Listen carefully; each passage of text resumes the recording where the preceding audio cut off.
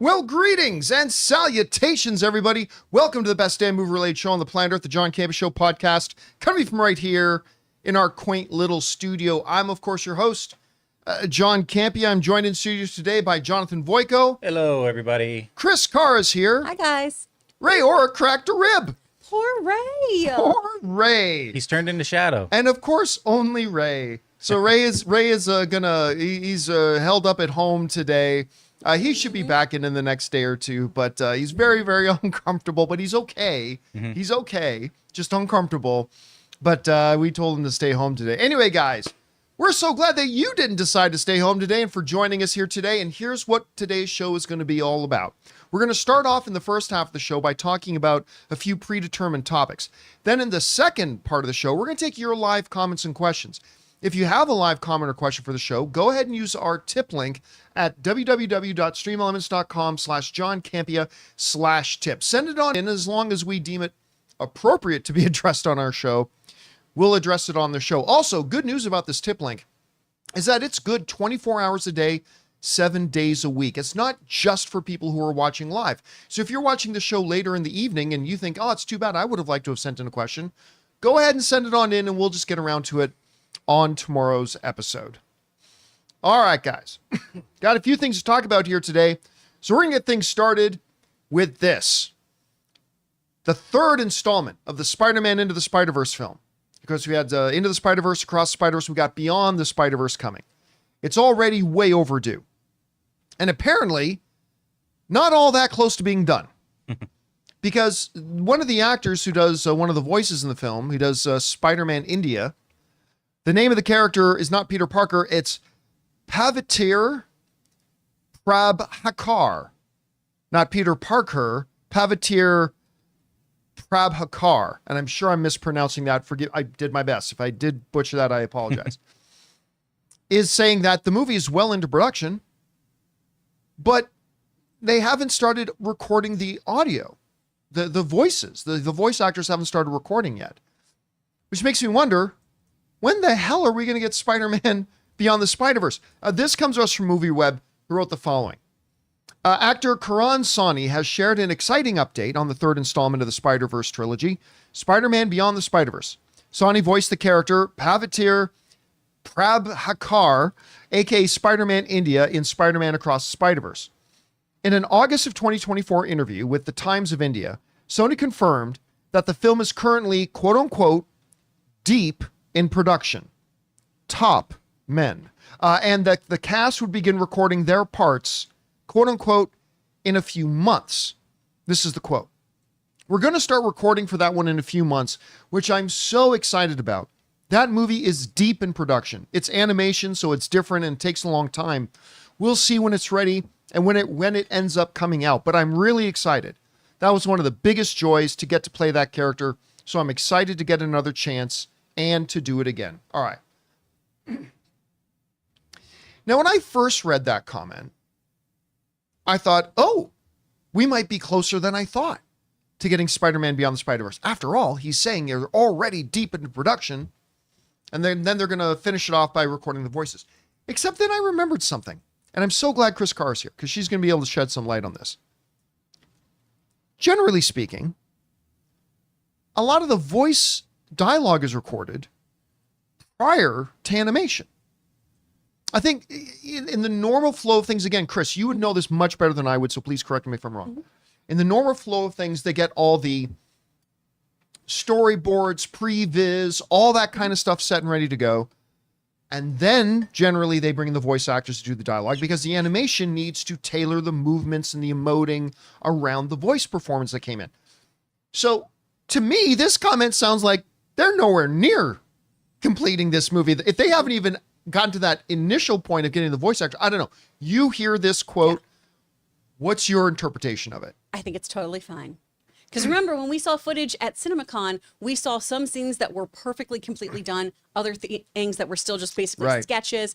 They're not doing things in order, just like how traditional film is shot too. We don't do that in sequential order typically. Usually the traditional pipeline for animation is you track the actor, right, while they're doing everything, and then you would base everything around their facial movements. And by track the actor, you mean record them as they're doing their vocalizations, and that way you can match those emotions, match those mouth flaps. That's what they're called, unfortunately. If you're doing the animation prior, something like in dubbing, right? You're looking at doing different vowel breakdowns essentially, and you rewrite scripts to match those mouth flaps. So it's kind of a reverse order. Now in this, you have a lot of characters also that are masked. So there's no mouth movement. Right. So you can just do those scenes later on. You know, Spider-Man India is wearing a mask most of his scenes. So you don't need to have that vocal match going to the mouth flap on that one. Also with advances in technology now, you can have those things digitally altered in post. That's happening a lot in dubbings too, to make things fit a little bit better so that those mouths move with the same amount of speech. So you can always go back and post and do that as well. But this is something that should not give you a huge amount of pause. It definitely means they've still got quite a bit of work to do.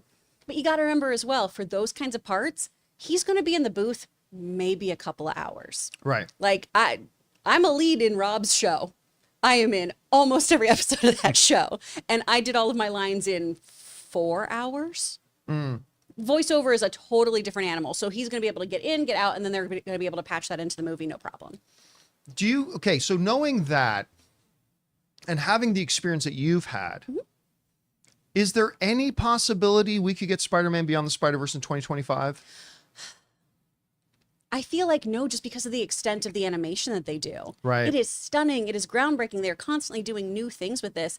I feel like, especially if we want these animators treated properly. That's what I was thinking too, because they kind of fell into that trap last one. And I think they're like, let's stretch the production timetable here. I think so. Yeah. That's what I think too, because we all love that movie and we don't want to hear that one of our favorite movies did not treat their animators well and made Had them work miserable working horrific conditions. hours. Exactly. So I think we're going to see this in 2026, and that way everyone theoretically should be a lot happier and we'll still have the beautiful product in the end.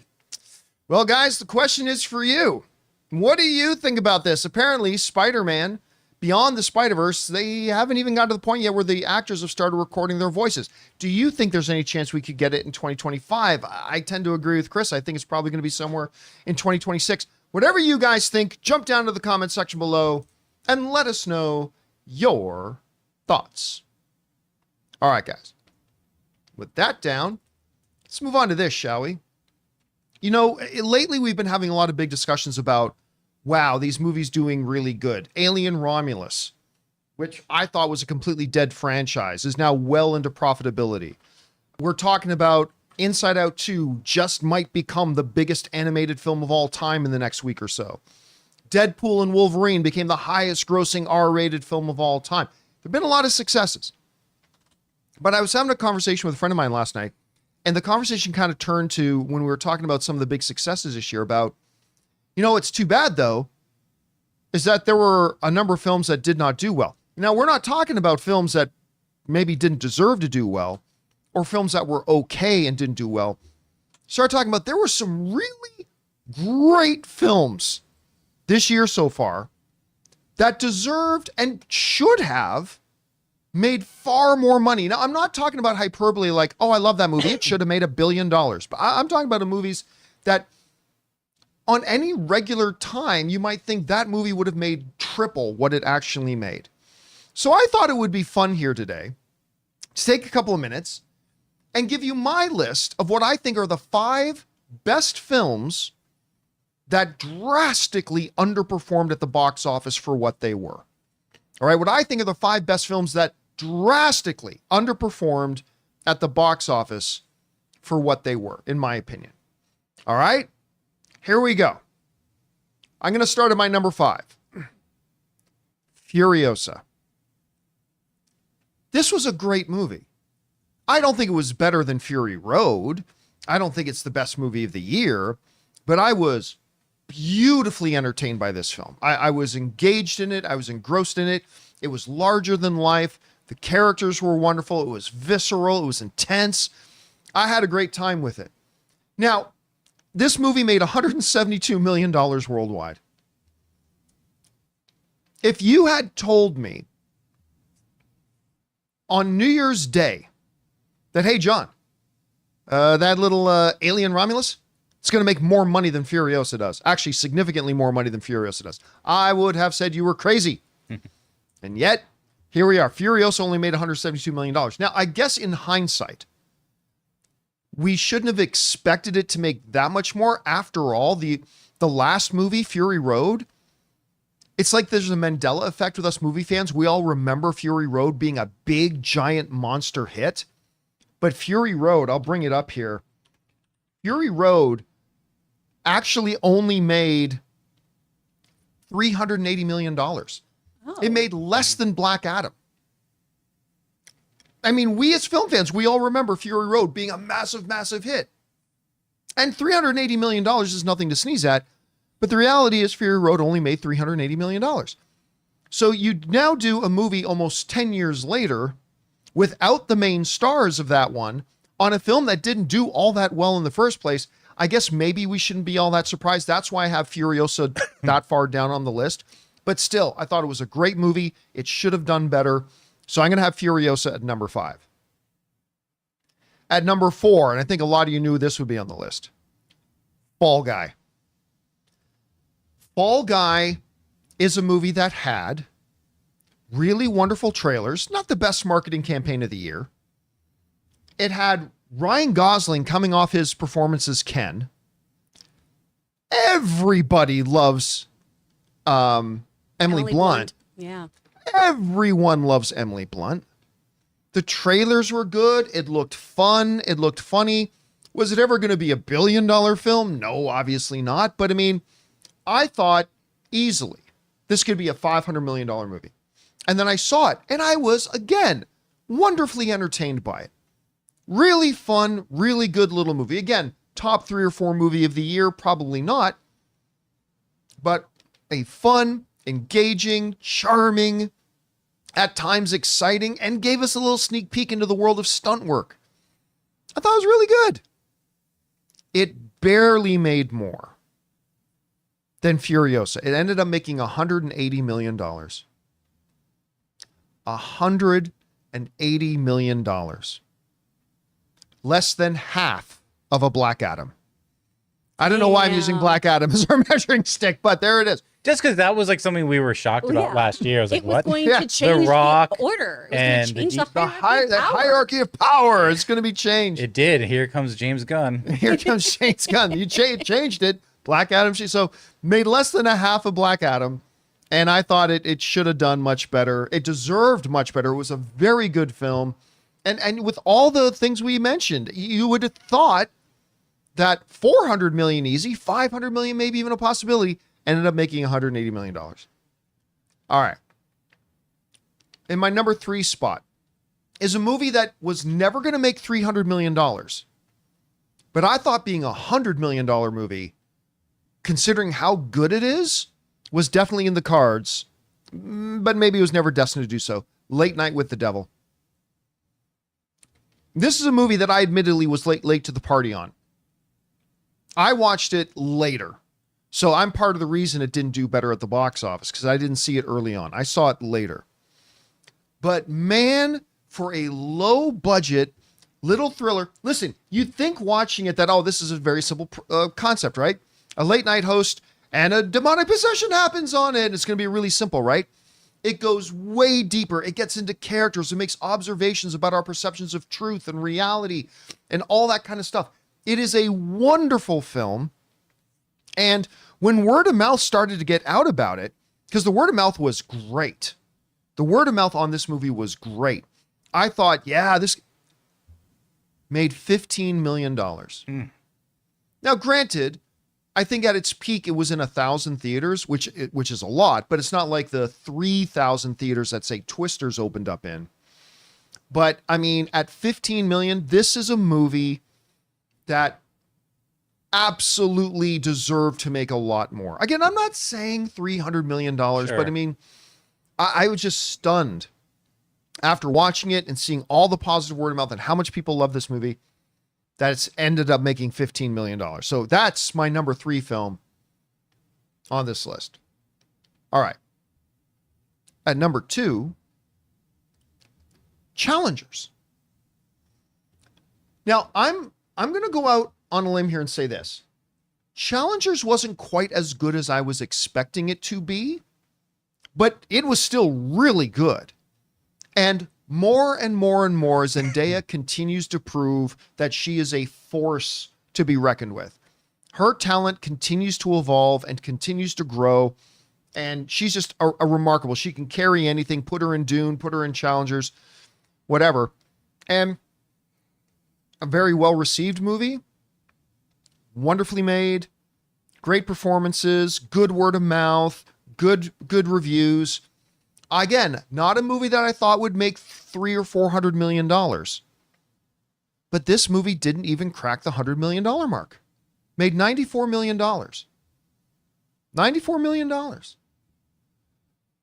Again, with Zendaya coming off of like Spider-Man and Dune 2 and what's her HBO series again? Euphoria and all that kind of stuff.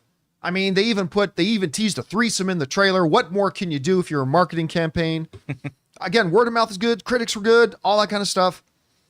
And yet it only made $94 million. Again, it was never going to be a $300 or $400 million film, but I just thought it deserved much better than that. All right. My number one film on the list of great movies that deserve to do much better at the box office than they did. Abigail. And first of all, I did like the trailers. I was not ready for just how good Abigail is. It was far more fun than I thought it was going to be. It was also far more funny than I thought it was going to be. Durand. Oh my God, Durand is so funny in this. I loved him. All the cast is wonderful and great. It's original. It's a great kind of take on the vampire mythology and what would vampires actually be like today if they were around. Tell you what they'll do. They would run international crime syndicates. That's what they would do. They would use their immortality to control the underworld and be rich. Anyway, the young girl who plays Abigail, killer. So good, so fun. The action is good. It's legitimately scary in some parts. Dan Stevenson Yeah. is a little bit of a rough American accent.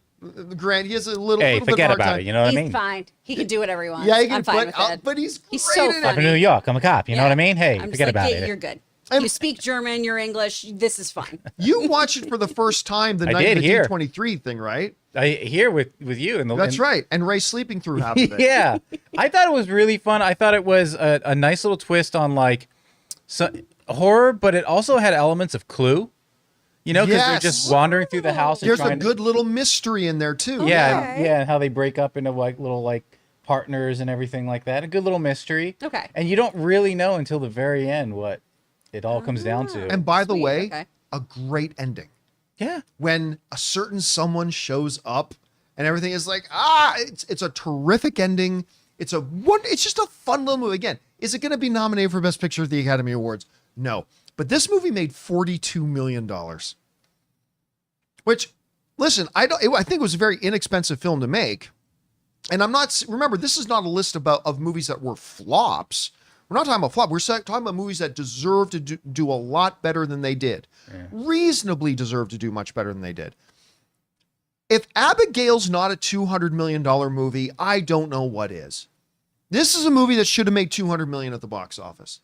And I thought it deserved much better than it got. And I don't know. Maybe the trailers didn't connect with people the way I thought they should have. Maybe people just kind of over the vampire thing. I mean, I don't know. But damn, this is a fun little movie. It's a win. I would love to see a sequel.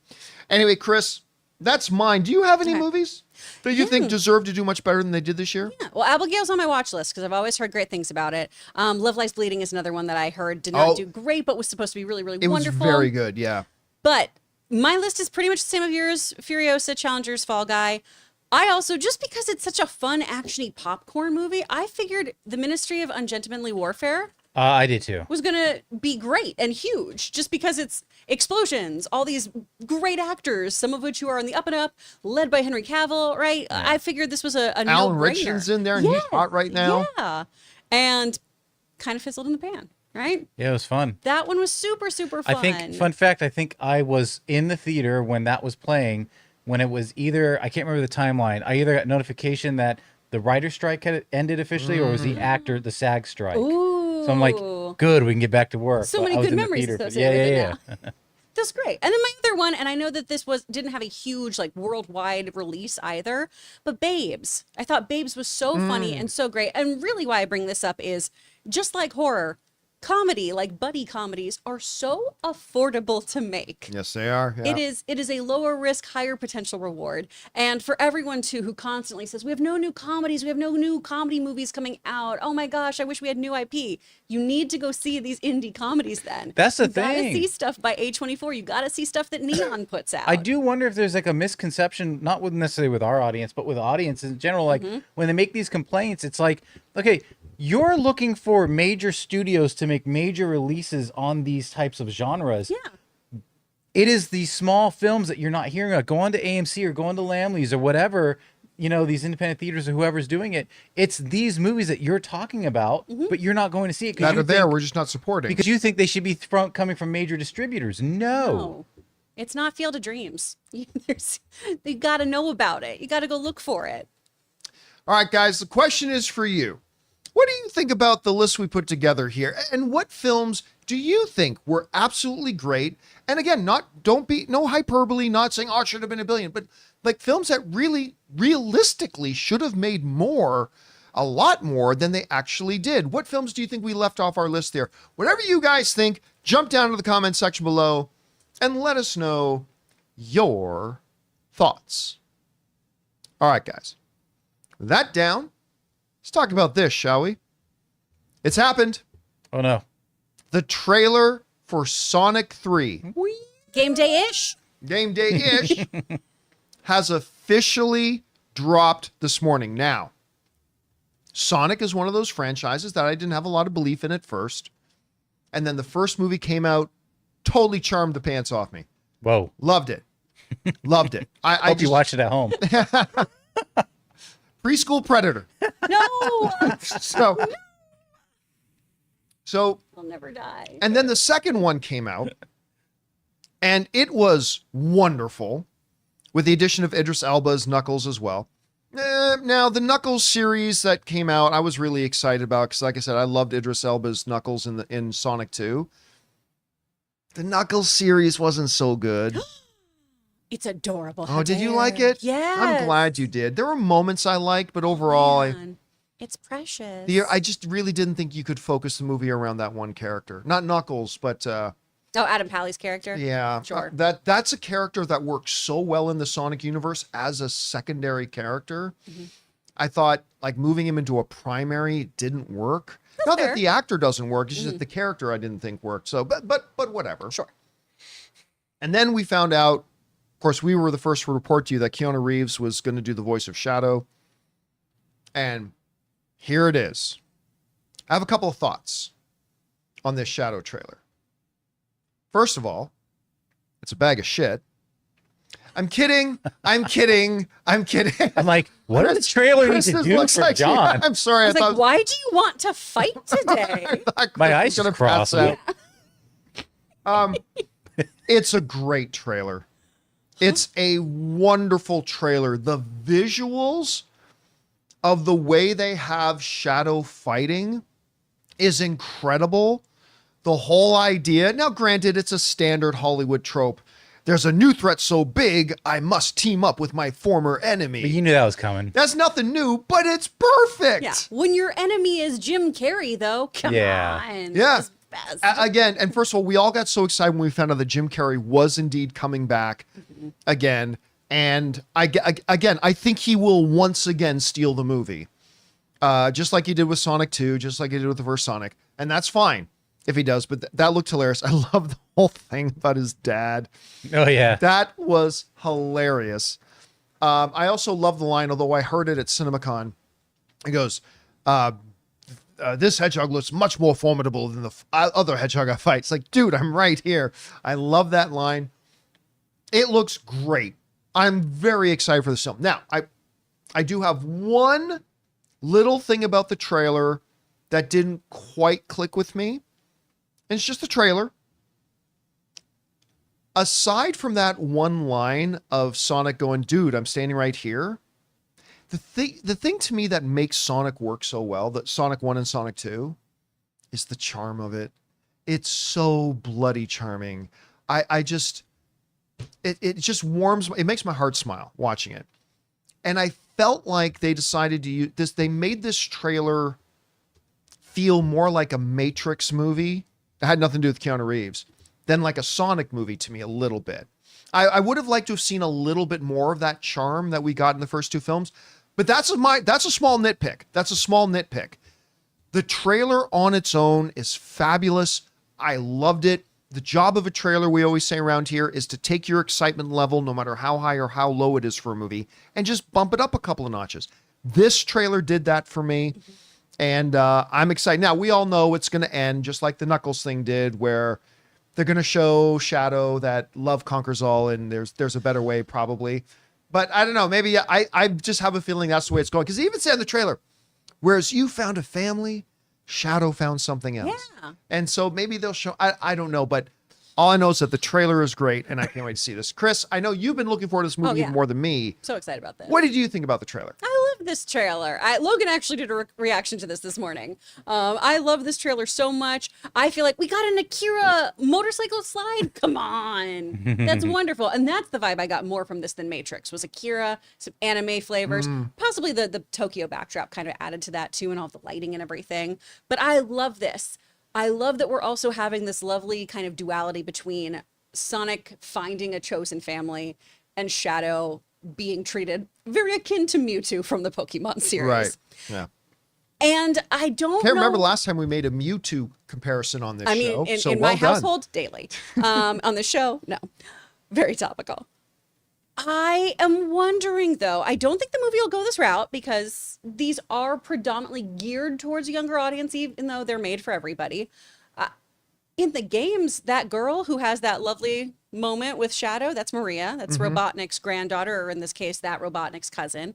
And she dies in the games.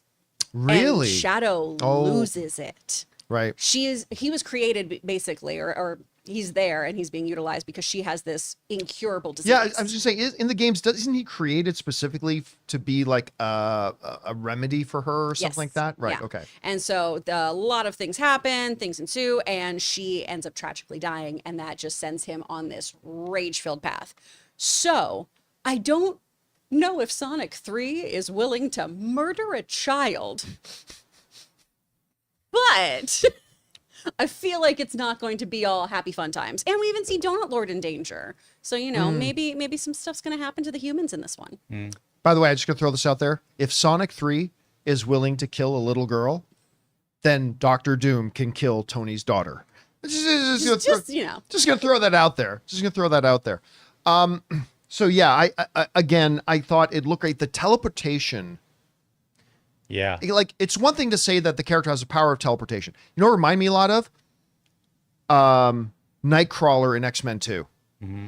The way Nightcrawler, in that opening scene in X-Men 2 when he's attacking the White House, I kind of got vibes of that, and I mean that in all the best ways. And I just, I'm very, very excited about watching this movie. Ooh. Absolutely killer trailer. Oh no, what is it? Well, the chat's saying they think that's a flashback and Maria's already dead.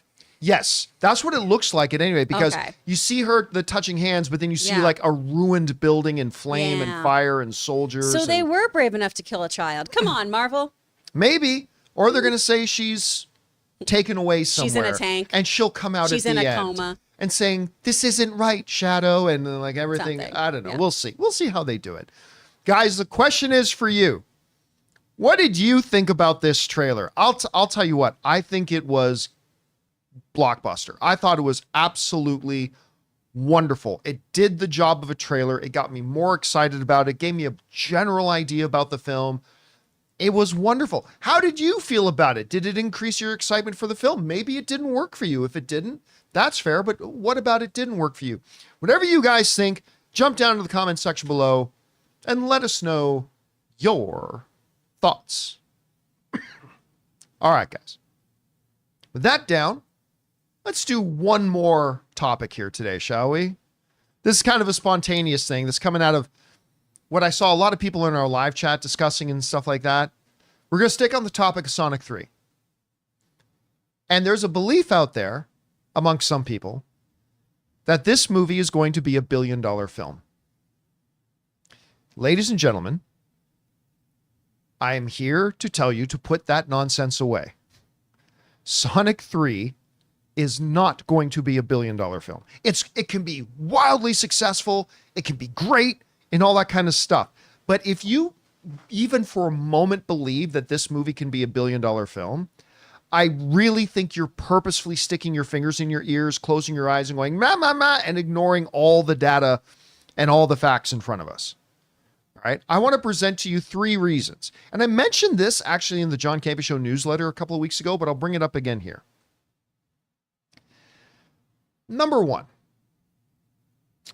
Do you know how much the other 2 Sonic movies made? The first Sonic movie made a little over $300 million. Okay, it was the first one out and stuff like that, and that's not bad. Made a little over $300 million. Yeah, but it was a really good movie. So the second one did even better. You know how much the second one made? Must have made like 800, right? You would think. Well, no. The second Sonic movie, which was great, made a little over $400 million. I want to put this in context for you guys. If you take Sonic 1 and Sonic 2 and combine their box offices, you get about $730 million. Combined, 1 and 2. I also want to mention this. No third installment of a movie franchise has ever made more than 2.5 times at the box office what the second film did. Let me repeat that. Never in the history of the box office has the third film in a franchise made more than 2.5 times, almost 3 times the amount that the second film made at the box office. If Sonic 3 can make $500 million, that's remarkable. That is a huge win. What frustrates me when I see fans going, is it going to be a $1 billion film? Now you've set it up that if this movie does great and achieve amazing things and makes like $500 million at the box office, then you're setting other people going, well, wait a minute, that's disappointing. I thought I heard it was going to make $1 billion. That's because insane people said it would make $1 billion, not rational people looking at actual data. it was Dr. Robotnik. It was Dr. Robotnik trying to set it up to make it look like Sonic 3 is going to be a big disappointment. Oh, it only made $500 million. I heard it was going to make $1 billion. 500 is going to be awesome. $500 million at the box office, if it makes that, would represent a 20% jump from film 2 to film 3. That would be amazing. And if it goes even higher than that, that's wonderful. But make no mistake about it, guys. There is absolutely no logic behind the idea of thinking that after the first one made 300 and it was great, and the second one, which was also great, made 400, that all of a sudden nearly triple the amount of people are going to rush out to see Sonic 3. It has never happened in Hollywood history, and it won't happen. So there's that. The second point I want to make about that is this. Is that if you look at something like, the Deadpool movies, right? Deadpool, which just made $1.1 billion. $1.1 billion. But the last Deadpool movie made over right around $750 million. $750 million. So it made about a 30 to 40% jump. With a worldwide marketing campaign, with an internationally, globally beloved character, with previously big successful movies. The previous 2 Deadpool movies combined made about $1.5 billion. And that made a very impressive 30 to 40% jump, made $1.1 billion. That's great. Even if Sonic 3 can repeat that success, you're talking about a movie that will make about 600 million. And that's if it can repeat Deadpool's success. And that's a high bar. Yeah. Because they're looking at like 125% jump. They're looking at needing like a close to 250% jump to get from 400 million to $1 billion. That's lunacy. It's lunacy to think that will happen. The third thing I want to point out, and we're going to stick with the Deadpool comparison. For Deadpool to make the jump that it made from 750 million to 1.1 billion, it needed a couple of massive factors. One massive factor was Deadpool now entered the Marvel Cinematic Universe. That was huge. That is a huge, big change. The second big major thing that happened, because it didn't have just one, it had two, was that Hugh Jackman, his own standalone star of his own successful, one of the greatest comic book movies of all time, came in and joined with Deadpool. Going into the MCU, the addition of another A-list, high-level, popular comic book movie character, maybe one of the most popular of all time, coming in, and that equaled like a 30 to 40% jump. There is no such game-changing event happening in Sonic 3. John, Shadow's coming. Shadow's always been a Sonic character. You're bringing in literally a secondary character of the Sonic franchise. I'm not trying to downplay it. I'm just saying it's not like, Chris, it's not like Mario was coming in and joining the movie, like a Super Mario coming in to join the movie. Nintendo and Sega together. Oh my goodness. It's not like, so I would say this. If Sonic 3 had, let's say, Joel from The Last of Us and Super Mario coming in to join the movie, and it was joining the Marvel Cinematic Universe, and there was a possibility that Captain America was going to pop up, then we could talk about Sonic 3 making 800 million, making that 30 to 40% jump. But there's nothing significantly game-changing happening in Sonic 3. And again, my concern is that people in advance are spoiling and ruining and poisoning the success that Sonic 3 can have by setting it up for disappointment. Because if Sonic 3 makes that 500, let's say $600 million, I don't want people out there shitting on it and going, oh, well, that underperformed. Should have done better. What are you talking about? That would represent a huge jump from film 2. So look, there is zero chance. It's never been done in Hollywood history that you've gone from a $300 million film in the first one to a $400 million film in the second one to $1 billion. Never happened, never gonna happen, and it's just completely unrealistic. Anyway, and again, I fear that you guys are setting up Sonic for failure, because if this movie makes $500 to $600 million, we should be popping bottles and throwing celebrations about Sonic franchise continuing its upward trajectory, and instead you are laying the groundwork for people to come in and try to crap on it. And that worries me. Anyway, Chris, you've seen all the data. Mm-hmm. You love this franchise. I do. And I am certifiably insane. So and you are certifiably insane. I think it'll make a lot of money. That cup she's drinking from is empty. There's nothing in it. It's just There's air. never been anything in it. It's always just vodka. That's what it is. If I were to ask you to play devil's advocate and say, make a case for why we should believe that Sonic 3 could be $1 billion film, what case would you make for it? My biggest is that we don't have a lot of competition for it, honestly, when it's coming out. It's up against Mufasa, which, why? That movie's going to make over $700 million. I don't understand why it would. But it will. Because it has real-life lions talking. Real life talking. Again, I don't think Mufasa's going to make... They're union. That's how they get There are them. still people who think that movie's going to make $1 billion, and I don't agree with that at all. To me. But it's going to be a $700 million film. I don't know if we're looking at this too, though, of the small children who are going to go see a movie. I don't know if they're like dying to see Mufasa. I just don't know if that's their thing. The nostalgia thing, every other millennial I talk to who is a Disney obsessed, like Disney adult, is they're making a Mufasa movie? Why? I don't know who this movie is made for. Chat, please go off and let me know if you're excited about it. But yeah, oh my gosh, we learned that Mufasa becomes king. Oh no, that's crazy. Guess what? He's also going to have a real bad time with some wildebeests. Like, I don't understand the purpose of this prequel and what it's supposed to teach me. Other than that, there's a whole bunch of horror movies coming around December. The Lord of the Rings War of Rohirrim, which again, I don't think that's really going to split viewership. That's the week before anyway. And you got Kraven the Hunter along with it. Which has had so many problems getting made. We also have Night Bitch. Don't think that's going to really take a lot of people going to that. What's this one you're talking about? Night Bitch is a rated R film that tells the story of a woman thrown into a stay-at-home routine of raising a toddler in the suburbs who slowly embraces the feral power deeply rooted in motherhood as she becomes increasingly aware of the bizarre and undeniable signs that she may be turning into a canine. It's with Amy Adams, which is the most surprising part of that the entire whole time thing. With one of the greatest movie titles ever. Night Bitch. The entire time. Go ahead, Jonathan. Yeah, just the entire time I was like, oh, Amy Adams is maybe good. And then you were like, that last line, I'm like, Yep. Yep. Okay.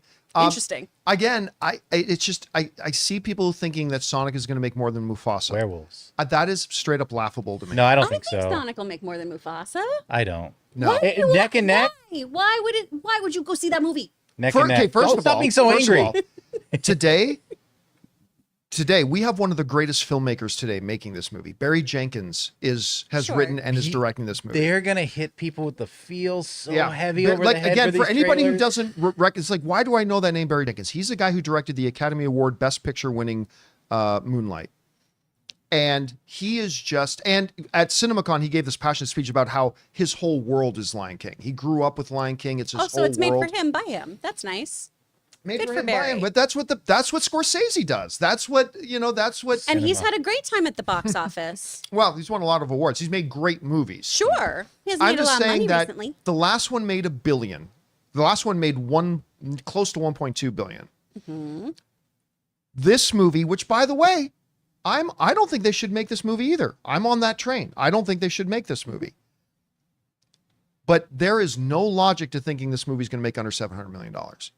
Again, it's not going to be anywhere near. It's going to come in like 400 million less than what Lion King did. But even at 400 million less than what Lion King did, you're still talking $700 million. I think you've got, and there's no way that Sonic makes that much. I think you've got $550 for Sonic, and I'm thinking $750 for Mufasa, which is 200 to 250, maybe range. But I mean, sure. And again, I'm the one playing devil's advocate here. I love that the chat right now too is like, why does Chris hate the Lion King? I just don't see why this movie. No, I don't see the point of making the movie either. No, and we love Lion King. Guys, I'm not a Sith. I don't speak in absolutes, okay? I just am like, why is this being made? That doesn't make sense to me. We know he becomes king. I don't need to know the hierarchy of the savannah. I don't need to know, like, did he pull a sword from a stone? No. But you know what? Families are going to go to this in droves. I guess. The parents are going to take their kids. They're going to go in droves. The kids are going to ask to go see it again and again and again, like kids always do with movies that shouldn't get that much business. I'm going to see Night Bitch. I'm With going to go the see kids. Night Bitch. sick. Screw y'all. I'm going to see Craven. Bitch. I'm going to go see Craven. Yeah, John's going. He's going to Craven. So. It'll be me alone in the theater, the Craven theater, waving my little Craven flag. At the end of the year, I'm just going to be like that script after we saw it at CinemaCon. Yeah, at the end of the year, I'm just going to be. They were all wrong. They should have seen Nosferatu. They should have gone to Night Bitch. So yeah, again, so bottom line for me, I think Sonic 3 is going to be an unmitigated success. I think it will continue the upward trend of the franchise. I think the previous successes will make it build on that one, and we see a very healthy 20, 25, maybe even a 30% increase. Mm-hmm. But that means 500 to maybe at best $600 million. Again, guys, just remember this. Never in history has the third film in a franchise made nearly triple what the second film of the franchise did. Hasn't happened, isn't going to happen. If Sonic 3 was going to have a chance to make $1 billion, I think Sonic 2 would have had to have made $700 million. It would have had to have made that much of a jump so that the next one can make that much of a jump. Now, I've seen some people say, well, Sonic 2 would have made more money if it didn't come out in 2022. The problem with that logic is that Spider-Man No Way Home came out before it, and Spider-Man No Way Home made almost $2 billion. So you can't say nobody was going to see the movies in that period of time. Certainly not the difference between $400 million at the box office and $700 million. So again, and I'm sitting here cheering for Sonic 3.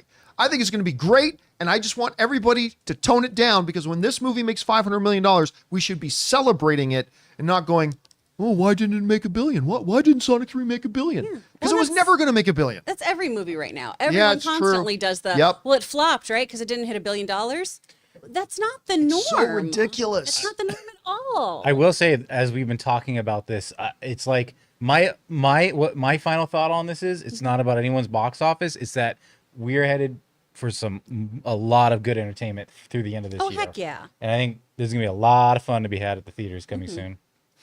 All right, guys. Question is for you. What do you think about this? What do you think the upper end for Sonic 3 can be? And by the way, it'll adjust. Like, I'm going to change my prediction of it making 500 if I see the movie and I think it's terrible. I'm just assuming it's going to be great because I think the other two have been great. But what do you think the ceiling is for a Sonic 3 at the box office, considering the first one made 300, the second one made 400? Where do you think is a realistic goal for that? Maybe you think it's 400 again. Maybe you think it's 500. Maybe you think it's 600. Maybe you're one of those crazy people that think it's going to be $1 billion. Whatever you guys think, jump down into the comment section below and let us know your thoughts. All right, guys. With that down, it's time for us now to move on to the most important part of our show, which is taking your live comments and questions. But before we do, we're going to take a quick second here and thank a couple of sponsors of today's episode, our friends at Gametime and Miracle Made.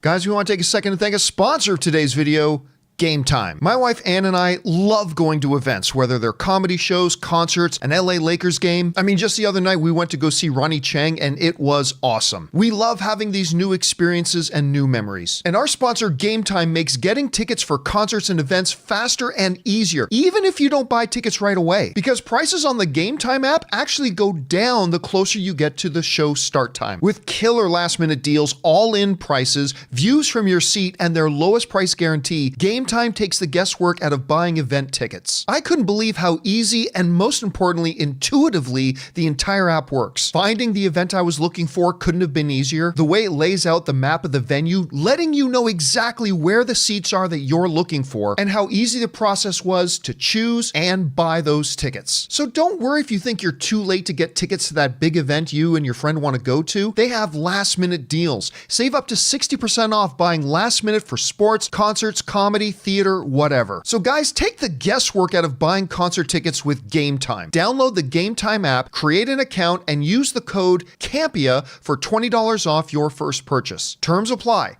Again, create an account and redeem code CAMPEA, C-A-M-P-E-A, for $20 off. Download Gametime today. Last minute tickets, lowest price, guaranteed.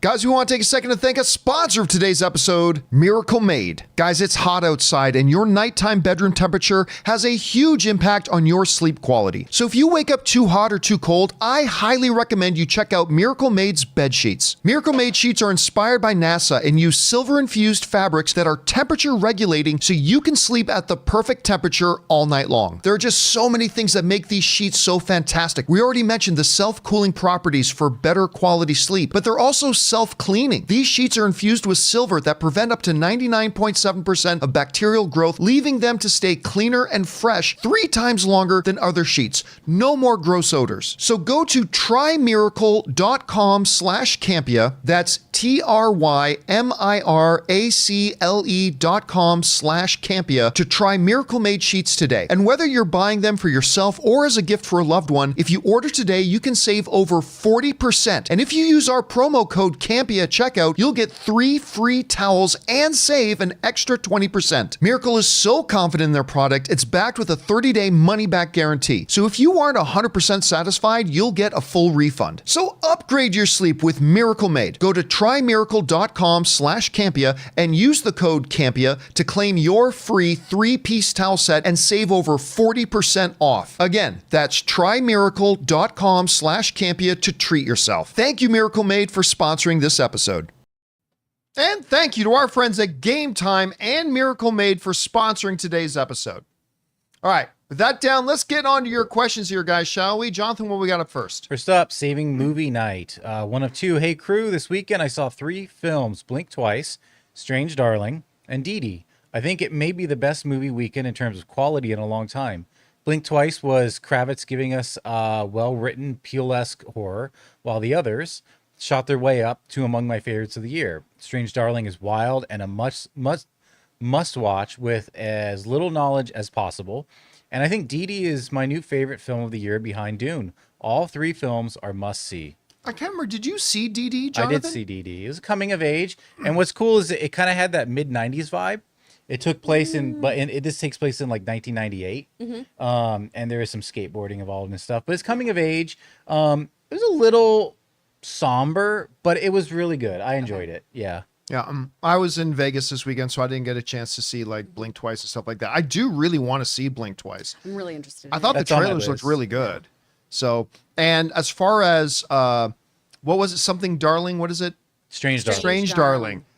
I know nothing. I watched the trailer. I still know nothing about it. But all the critics that they quote in the trailer is like, don't know anything about this movie before seeing it. Go in completely blind. I'm like, maybe that's why nobody's going to go see it. But I don't know. But I got to admit, it's got me curious. I want to see it now.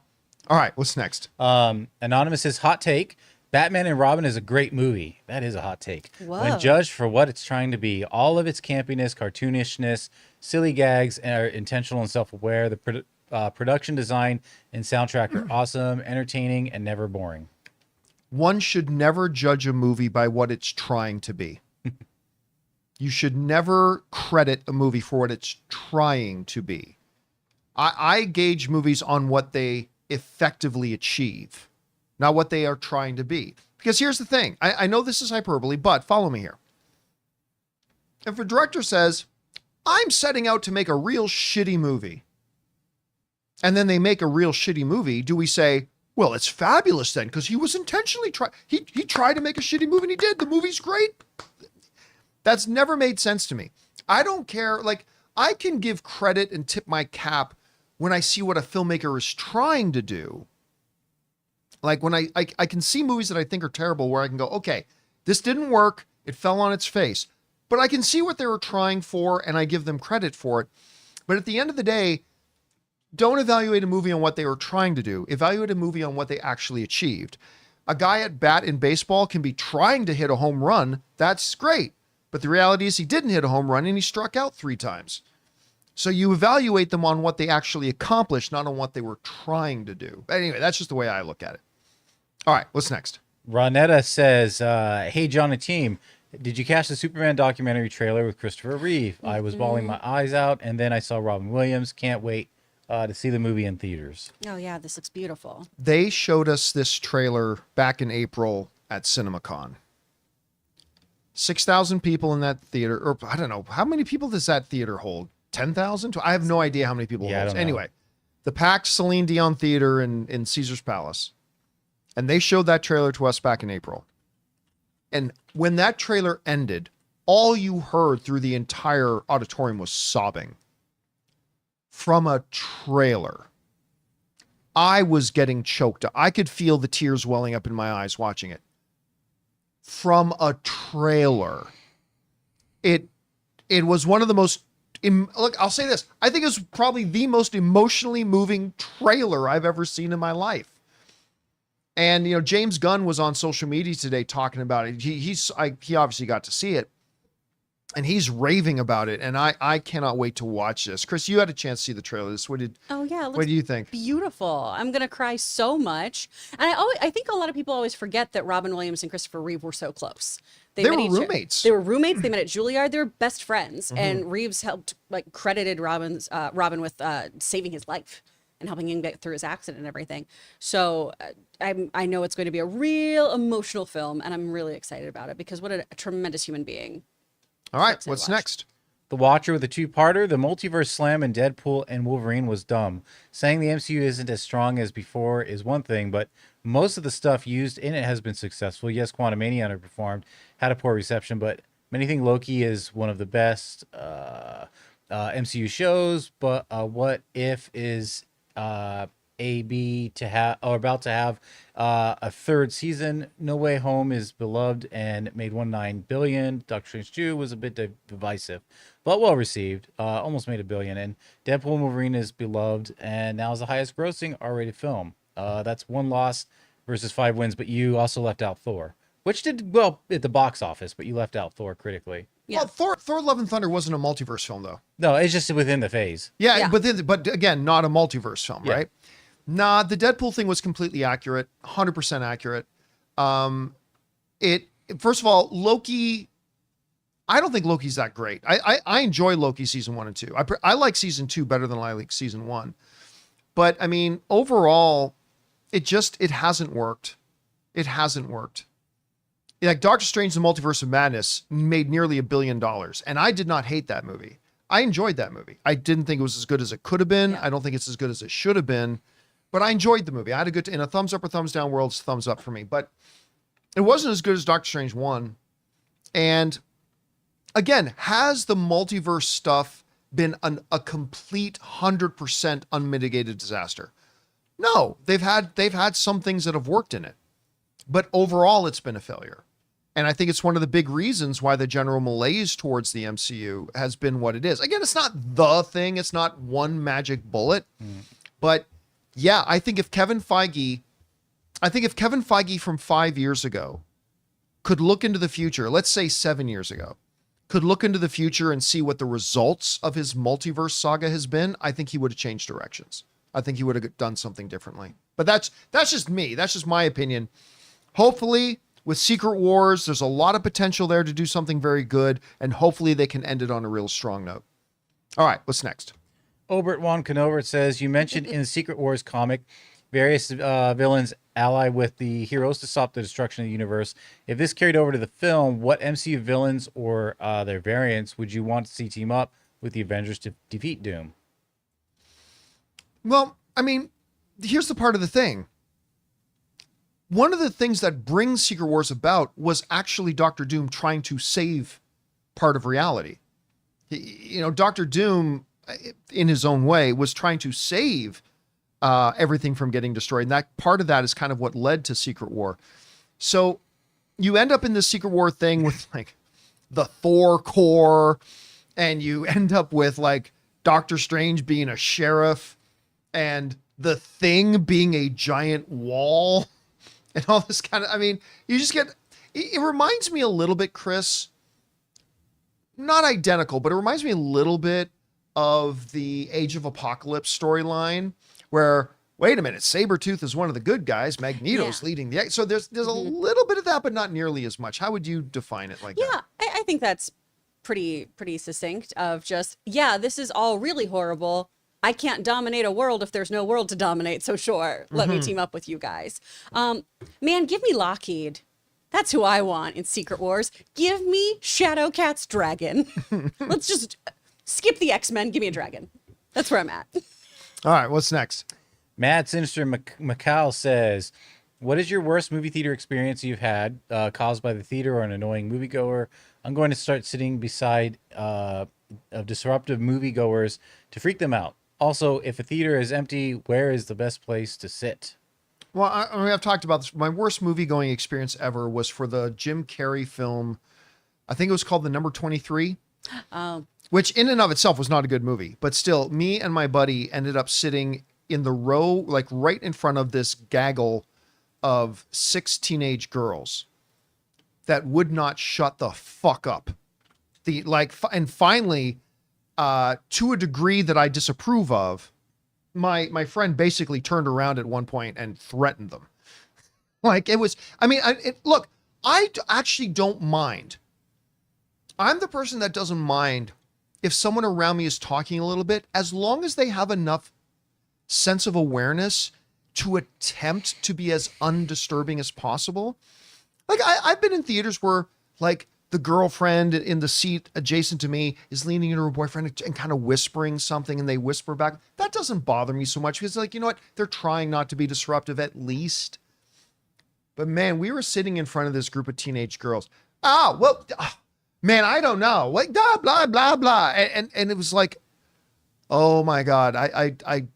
It was one of the worst things ever. It was so bad. I had the same experience, same situation, but it was 2004's The Alamo, which wasn't already like that great of a movie, but like then you had to deal with that. Yeah, same situation. Now, I'm lucky. And like the 1,000 times I've gone to the movie theaters. For me, that was 2004. It's 20 years ago. I've had like experiences like that. Yeah. Like experiences that would elevate above a minor annoyance, maybe 3 times out of 1,000, but that one I will never forget. Yeah, that's my constant experience when I go to the Regal NoHo. So I don't go see movies at night anymore, almost. I almost never go at night anymore just because there's always horrific teenagers who will not shut up until you stand up, turn around, and go, do you need to keep talking? And stare at them. And then they're like, what? Why are you talking to me? Because you're talking during a movie, you little idiot. The worst. Yeah. And then as far as just a second question was, if the theater is empty, it's center of the center, because that's where all the speakers, everything is set for you to be in the center. Absolutely. All right, what's next? Full Boil says, I think the best chance for Blade movie to be made is if it's directed by Ray. I bet it will be titled Blade and the Ninja Turtles. That would be dope. I would go. I would love a comic like that. Oh my gosh. I mean, listen, amazing. they did a Batman and the Ninja Turtles animated movie. So why not Blade? Can you imagine like a darker, Ray. like more of an original style, like darker version of the Turtles and they're fighting vampires? Come on. Killer. All right, what's next? Amin says, finally saw Romulus, loved it. I was fine all throughout, but the third act, though, had me literally fearing for my life. So creepy. Is the film in your top 5 of the year? If not, is it at least top 10? It's third for me behind Dune and Deadpool. I'd have to go through everything I've seen, but it's up there. It would definitely be in my top 10. Yeah. That I would say for sure. Let me take a quick peek here at the releases this year, because I'm having a, come on, let me get to it here. Here we go. Okay, so what would be in my top 10 this year? Inside Out would be in my top 10. Deadpool and Wolverine. Dune Part 2 is obviously the best film I've seen in the last 10 years. You really love Godzilla and Kong, but I don't know if it's top. I don't know if it's in top 10. I like this movie a lot more than most people did, but it'd be in my top 10. Cute. Not my top 5, but it'd be in my top 10. Wonka does not belong on this list because it came out. It was last year. It came out last year. Yeah, Alien Romulus would be up there. Civil War would probably be in my top 10. Challengers would be in my top 10. Abigail would be in my top 10. Furiosa, Fall Guy. So yeah, so yes, I don't know that it would be in my top 5, but it would be in my top 10 for sure. I really enjoyed Alien Romulus way more than I thought I would.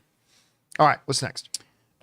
Anthony says, what do you make of Rob's comments from The Insider claiming Agatha is really good? Hearing this gets me more excited for the series. See what happens when you send Rob your scripts. It means nothing. Just like I said, when I have somebody tell me that they love something, at the end of the day, that's one person's opinion. Guess what? I can find somebody who loved Madam Web. It's true. There are people out there who really enjoyed Madam Web. So at the end of the day, it's one person's opinion. So that doesn't really mean all that much to me. That being said, I have all the belief in the world in Agatha. I loved the character in WandaVision. I love Catherine Hahn. I love the feel. I love where it feels like they're going with it from the trailers. I think this show is going to be great. And yeah, I'm very excited for it. All right, what's next? The Watcher says, hey, John, you weren't here the day it was talked about on the show. So I'm curious what your thoughts about the trailer for Lord of the Rings, War of the Rohirrim. I was already excited, but now it might be my most anticipated film for the year. Ooh. Didn't love it. The rest of the year. I didn't love it. Now, I've been very excited for that. You all know, you've been watching my show. You know I'm excited for this movie. But I'm not going to lie to you. I didn't love the trailer. I didn't think it was terrible. I didn't think it was bad. I was just expecting, I don't know. I think I was expecting more from it. That's kind of how you were. I was like, I guess I could say it didn't make me any more excited for it. Mm-hmm. It may have taken me back one tiny notch because it was like, oh, this is just kind of like about like a little bit of a family disagreement kind of thing. Like I thought the plot was going to be a little different. But now that I've been able to like, okay, sit on that, it does say War of the Rohirrim. It implies a civil war. Yeah. Duh. So now I'm kind of like, okay, I'm still right where I was. Whether I had the trailer or not, I'm going to see it. Yeah. But it didn't make me any less excited for it or more. That's fair. Yeah, I mean, listen, and by the way, again, I don't think it's a bad trailer, and I've seen lots of trailers that I disliked to movies or TV shows that I ended up loving. So I'm not worried about it. I'm not worried about the film. I've heard, listen, they've played this at a couple of animation festivals, and the response to it out of those festivals has been very good. So I'm still very excited about the show or the movie. I'm looking forward to it a lot. But yeah, if I'm going to be honest, I didn't think the trailer was great, but we'll see how the show is, or the movie is. All right, what's next? Wonderwall says, I think the race for best documentary at next year's Oscars might already be over. Having watched the trailer for Superman, the Christopher Reeve story, I may have teared up a bit while watching it. GOAT Superman for me, always. What I have found with best documentary at the Academy Awards is that often the popular one, because let's be honest with you, 4 out of the 5 nominees, usually every year, sometimes it's 5 out of the 5 nominees for Best Documentary at the Academy Awards, are films that nobody's heard of. At least the vast majority of the people watching from home have ever heard of. And quite often, it's one of the ones that you've never heard of that wins. Now, obviously, Superman is very high profile. It's coming out of this studio. It's talking about Christopher Reeve. It's rounding out into a year that we're within a year of a new Superman movie coming out. It's got all that going for it. It's definitely going to be the most popular documentary going into that year. But I think it'd be extremely premature to crown it right now, because quite often it ends up being a smaller documentary that doesn't get a lot of attention that ends up being the best documentary of the year. So you know me, I was basically crying watching the trailer of this thing. I can't wait to watch it, but I wouldn't be crowning anything right now. It's very well possible that it's going to be the only documentary that you even hear of out of the 5 nominees. So we'll see what happens though. All right, what's next? All right, we got Johnny 5 is alive. Many people forget that the first 5 MCU movies were not distributed by Disney. Where do you think the MCU would be if Universal or Paramount bought Marvel instead of Disney? It's impossible to say. I mean, there's literally no way to tell. I mean, like, would Kevin Feige have still been in charge? Would somebody else have been running it? Would they have been able to reacquire the rights to certain other characters or not? I mean, so it's would movie history look different? Absolutely. But in what way? The only way I could even make a guess is if I started to make up a bunch of scenarios. Well, if this happened and this happened and this happened, then this. But if this happened and this happened and this happened, then that. But I mean, again, so it would be different. We would be living in a different movie world right now, but it's impossible to say in which way.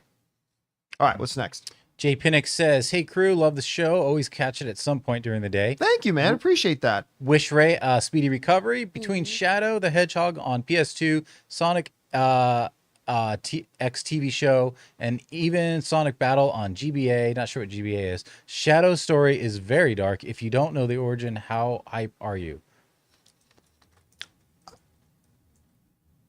Not much, to be honest with you. I mean, I know the original story of Shadow, but I never played any of the games that had Shadow, to be honest with you. So not all that hyped. The trailer hypes me. I think GBA is Game Boy Advance. Oh, probably. Okay. Yeah.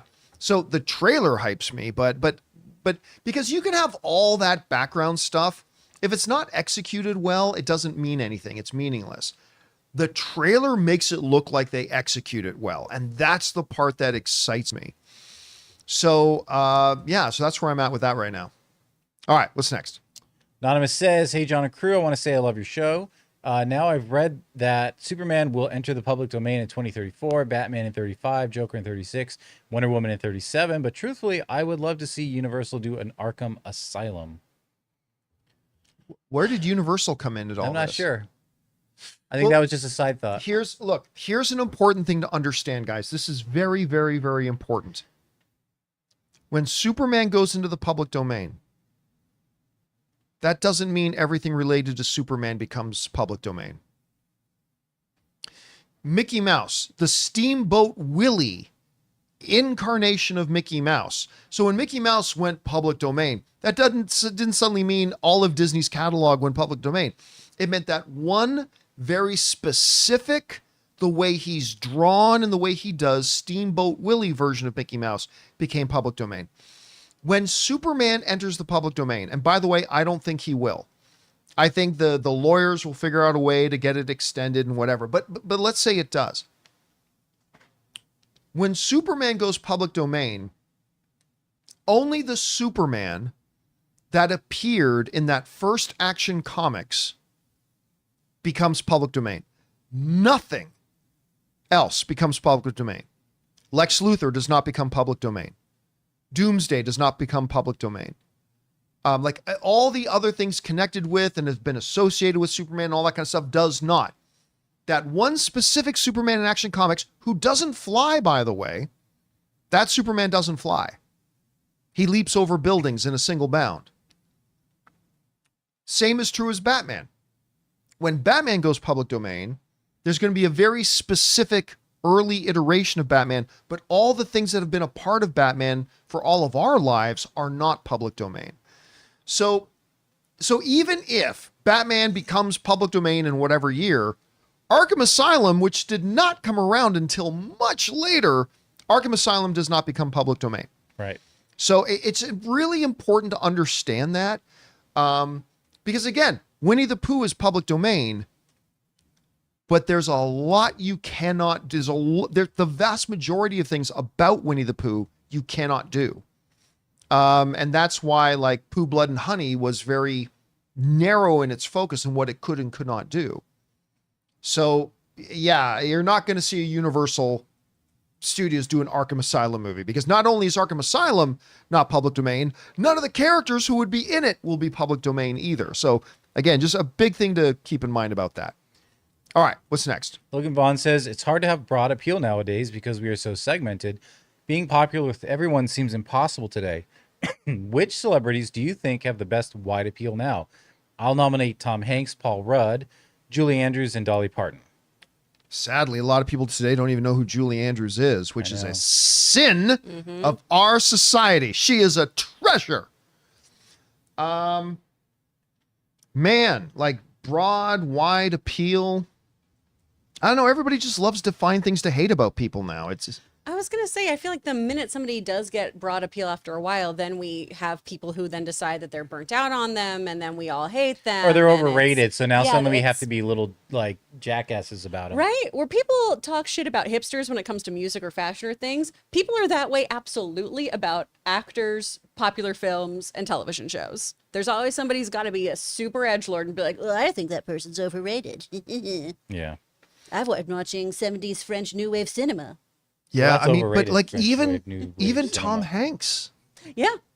Like whenever I bring up about how great Tom Hanks is, I'll inevitably on my social media get, Tom Hanks is a pedophile. He's part of the secret underground children sex cults. And it's like, you fucker, just shut up. They apparently aren't that secret. They apparently aren't Yeah, that if secret. jackass number 259 knows about it. Yeah. Anyway, yeah, it's tough today, man. It's really, really tough today. It's hard out there. All right, what's next? Brian O'Connor says people would love to make fun of Michael Bay's Transformers series, but the lowest grossing entry of the last night made $600 million, much higher than DC Marvel and Star Wars lowest entry. Not bad, but I still make fun of them. Well, because they were terrible. Yeah. They're awful. I mean, other than the first one, the first one I still think is a really great movie. I enjoyed the first one a lot. Yeah, I do too. But after that, they went right into the shitter. But here's the problem. Idiots like me, every time a new one was coming out, I would go, oh no, but this time the trailers look awesome. This time it's going to be great. And then I'd go like an idiot. The second one. And, oh, that was shitty. Well, you're not going to fool me again. And then the next one would come out with all the shiny trailers with the Transformers transforming in the action. I'm like, ooh, this one's going to be great. And then it would be shit again. And it took us until the last night where they literally had Mark Wahlberg hold aloft Cybertronian Excalibur, and he was the destined final knight of the Cybertronian Knights. I mean, it is so ridiculously bad, but it took people, it was like, that was the movie, because its box office like dropped in half from the one that came before it. That was the one where the audience was finally like, no. Fool us 4 times, shame on you. Fool us five times, shame on us.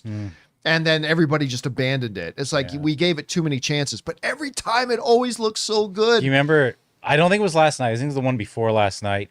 The whole AMC crew, like Dennis and I had set up in the closet at AMC 16 in Burbank. We were all ready to shoot our review of it. All of us went in to see it. I mean, I think I was sweating during that movie. It was so bad.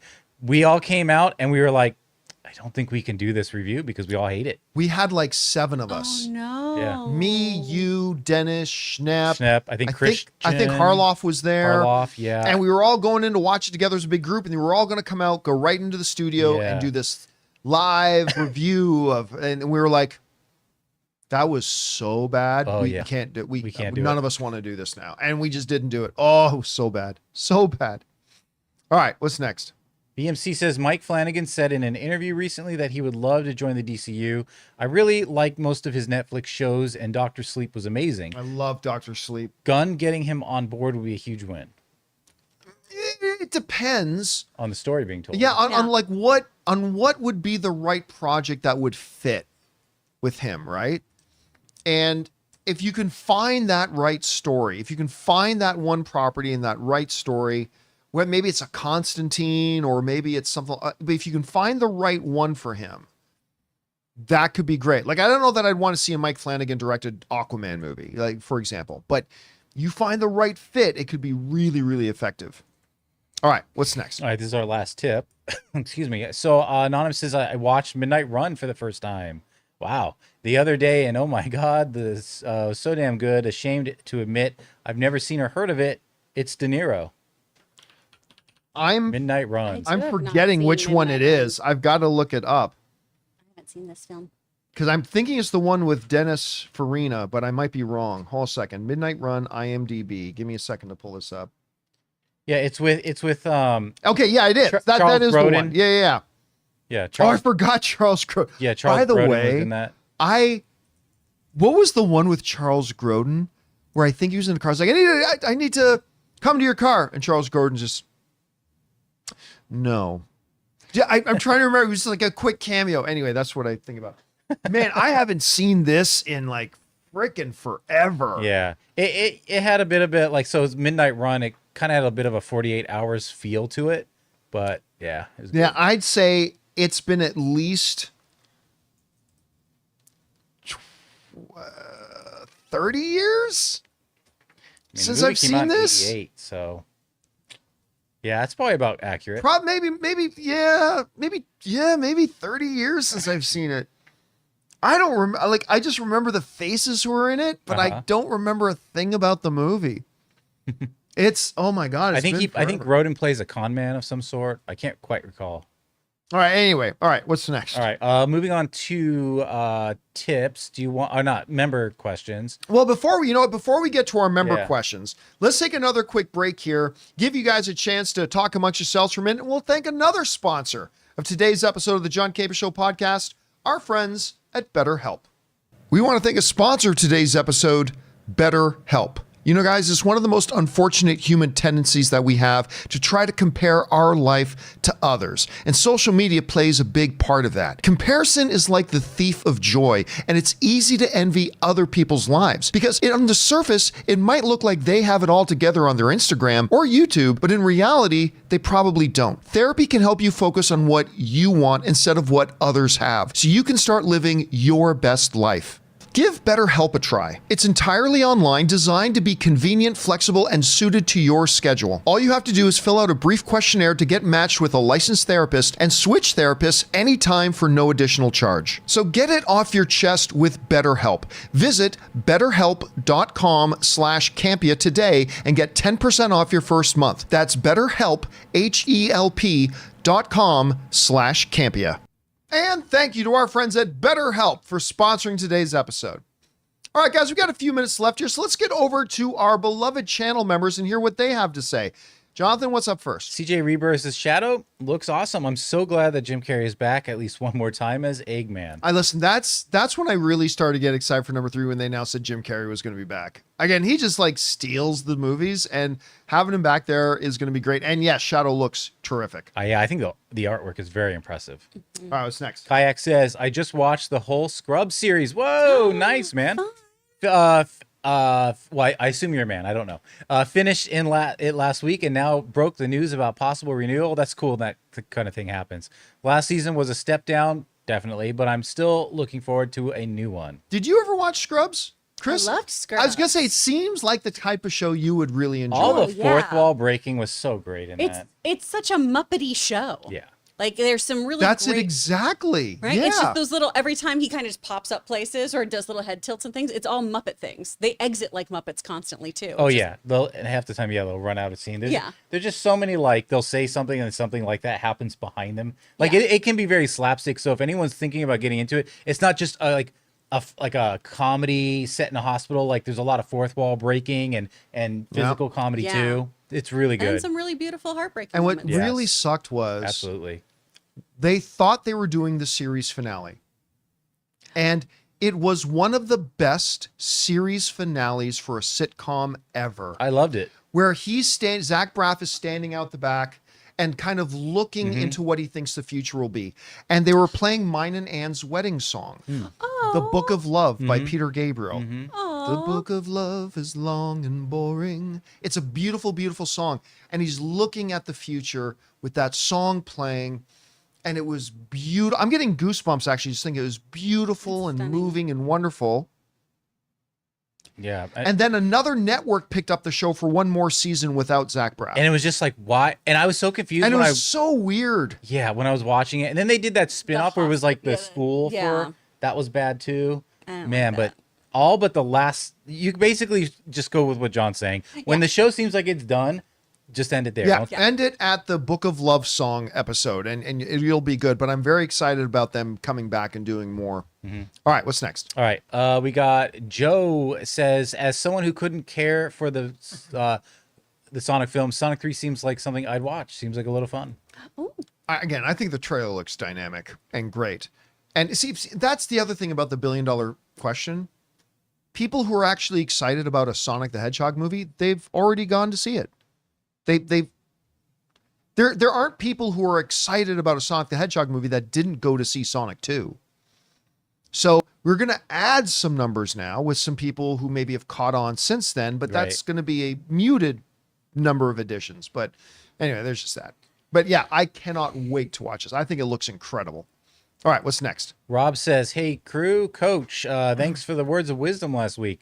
Tomorrow is game day. My charity live stream is about 24 hours away, and I think the biggest fear is coming from the hot sauces I promised I'd eat for every $50 raise. Oh, Rob. Yeah, I'm Coach. That's me. He takes my voiceover classes. He's for every bit of money donated through this charity that he's doing kind of a Hot Ones challenge. Right. So if you want to see someone get real messed up on hot sauce, See, I couldn't do that because the first bite of hot sauce I'd take, I'd then gonna have to go to say- the hospital. Smell it Yeah, and just be like, I would have to Yeah, go to the like some hospital. Tabasco and be it like, would nope. end the live stream. Yeah.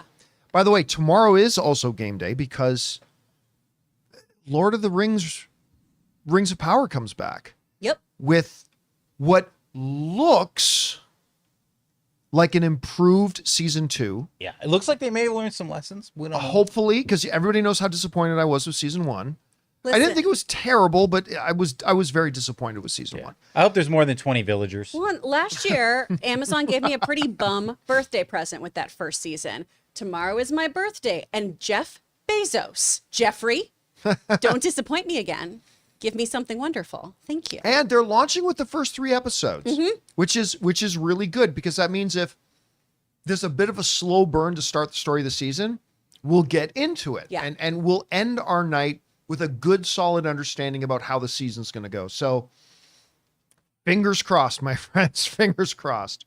All right, what's next? King Daddy Goat says, with only 4 months to spare, they dropped that Sonic 3 trailer just in time. Hope you guys are doing great today. What do you think will stop the general audience from worrying about films if a trailer isn't dropped in a timely manner? You can't reason with the unreasonable. Okay, Thanks no. and bring on the filthy. First of all, the general audience has never cared. Yeah. Let's just be clear about that.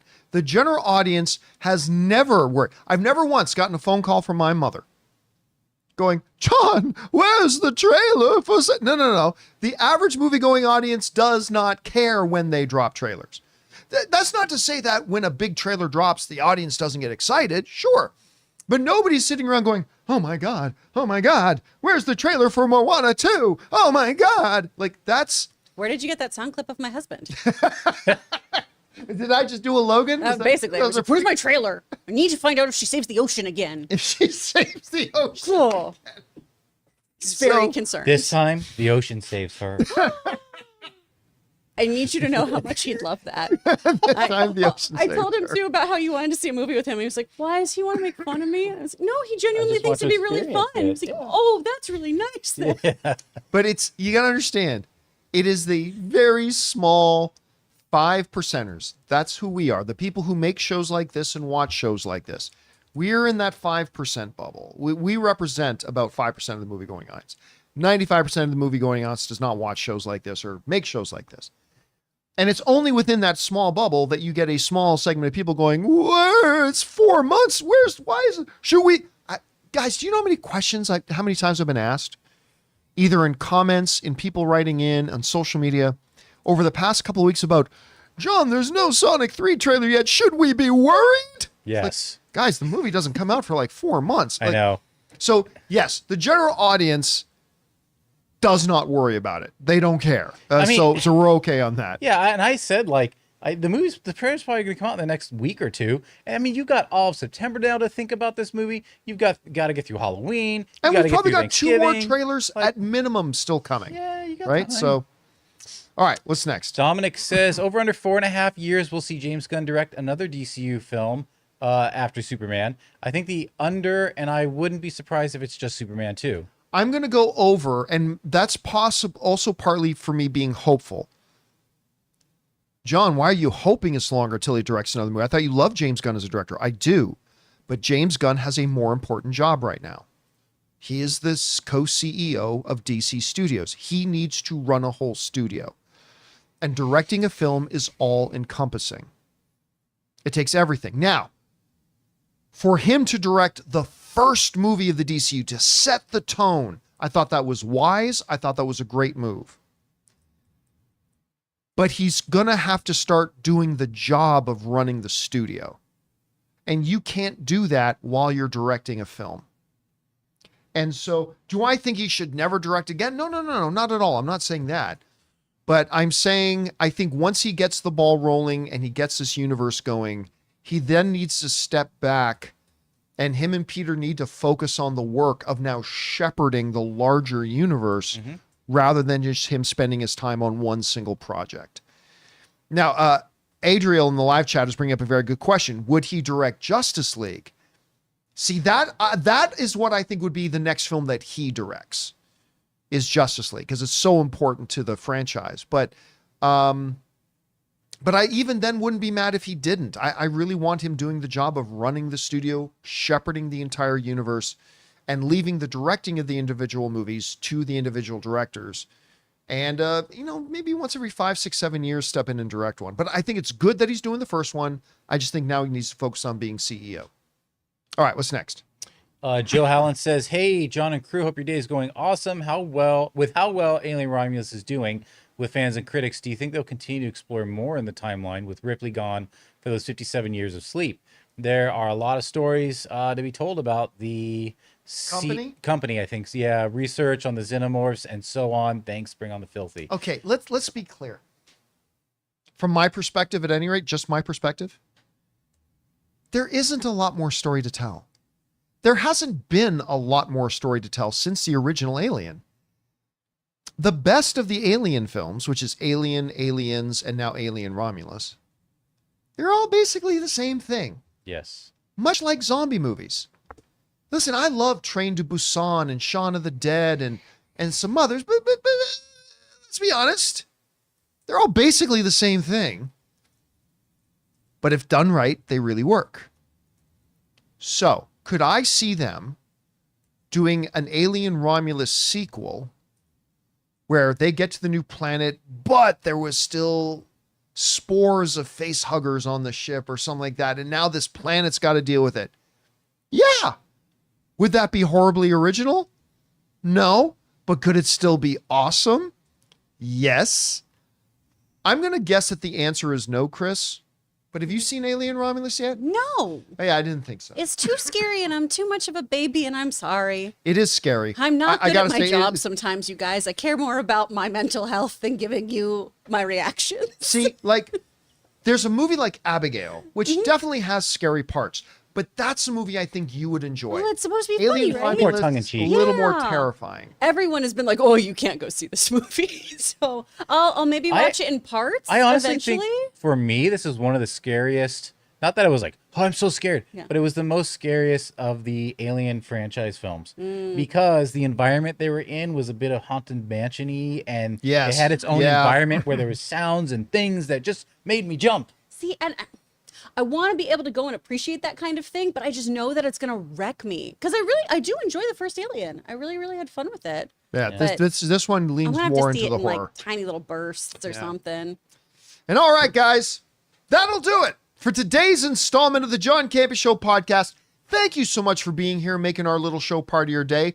Big special thank you to all you guys who sent in questions. Number one, because you gave us great fun things to talk about. But number two, you supported our channel as you did it. And all of us involved with the show, thank you so much for your support. I want to thank the people in the room with me, Jonathan Voico, See you guys. the wonderful Chris Carr. Bye, y'all. My name's John Campea, and until next time, my friends, bye-bye.